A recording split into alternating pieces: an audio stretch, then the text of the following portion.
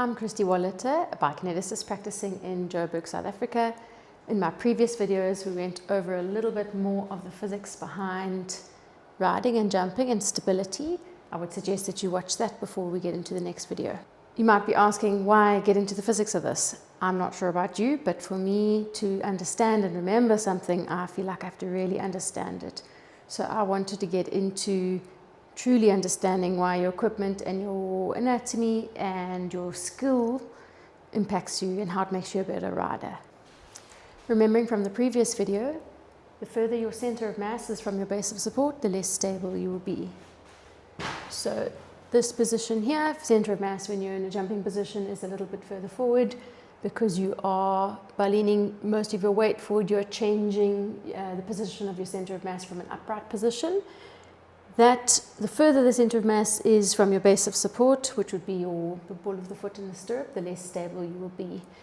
From a jumping point of view, when you are seated in the saddle, say you're cantering and you don't canter in light seat, you have got a larger base of support because the base of support is the saddle support area where your butt is in the saddle, your inner thighs, your lower leg on the horse, and your stirrups. But as you go into a jumping position, that base of support reduces to just your stirrups and a little bit of contact of your lower leg. Your lower leg does move over the jump. So you're creating a more stable cantering environment into an unstable environment where we see, most of us, we lose a little bit of our position when the horse overjumps or we're going over larger fences. So it's important that your position works for you from an equipment point of view so that you don't create any more instability than needed.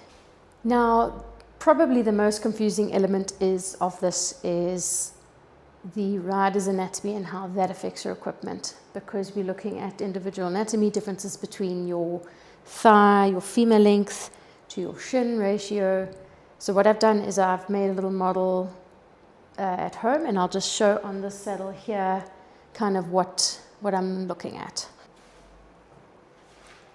So I've got a little model here.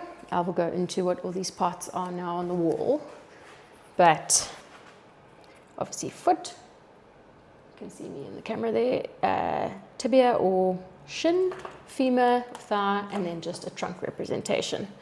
Not the prettiest, but this person has the same sort of length shin to femur or thigh, so they can quite easily get into a 90-degree position with center of mass being around this area here, being able to balance nicely over base of support. The same can be repeated for a stirrup bar slightly further back. These stirrups are a little bit long for this position, but that can be repeated relatively easy. I'm going back for jumping position, balancing center of mass over base. So that would be stirrup bar set forward slightly, rubbing up my image here.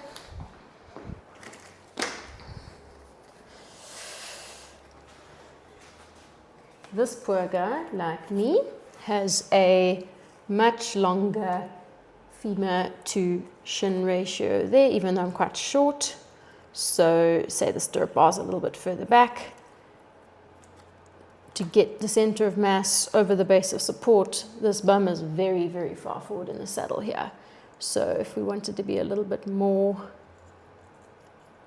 what classically we would see, that center of mass or that bum and hip area is very far from that base of support down here.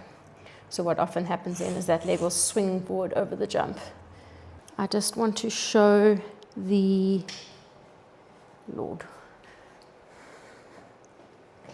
how that the orientation of this stirrup or this bar, how it influences your stability. So let's say I'm riding in a saddle that's quite big, and I've got stirrup bars are set quite far forward, hypothetically, and let me move this barbell down.